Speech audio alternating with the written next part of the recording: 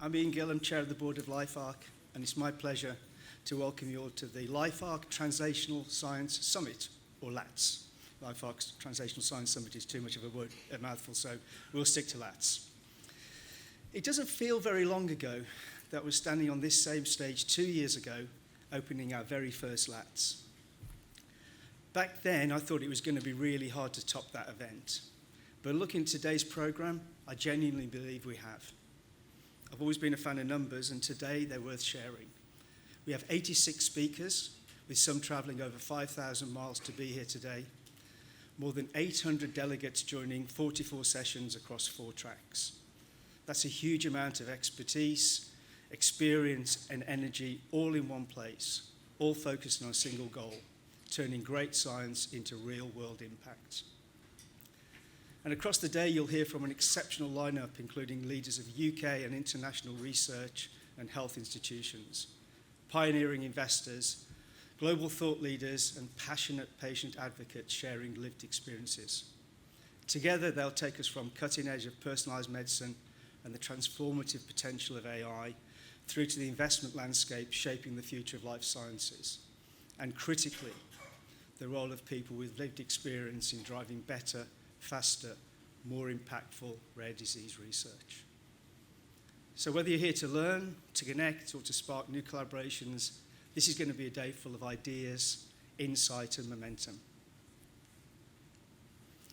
I joined LifeArc as a trustee in 2021 before becoming chair of the board in early 22. Back then, I already knew LifeArc was special, and the organization had huge potential to transform millions of lives. I wanted to put LifeArc on the map, and this conference certainly does this. And when I stood here at LATSS 2024, we talked about our aims to deliver positive patient impact. And I have to say I'm incredibly proud of the progress we've made since we last came together. From legacy projects now delivering new tests and treatments to new programs that will shape the future. From powerful national and global collaborations aimed at overcoming barriers holding great science back, to a thriving ventures and investment team backing innovation at scale. For me, LifeArc's greatest strength has always been its people, talented, driven, and all at the absolute top of their game, united by a single purpose, to deliver real-world impact for people with rare diseases. And with our refreshed strategy, we're clearer than ever about our ambition to drive meaningful change for the millions of people in the UK and around the world living with a rare disease. This was brought to life for me earlier this year when we hosted an interactive stand at King's Cross railway station to mark Rare Disease Day. The aim of this was to use this major thoroughfare in London to reach a broad audience and share the reality of living with a rare disease.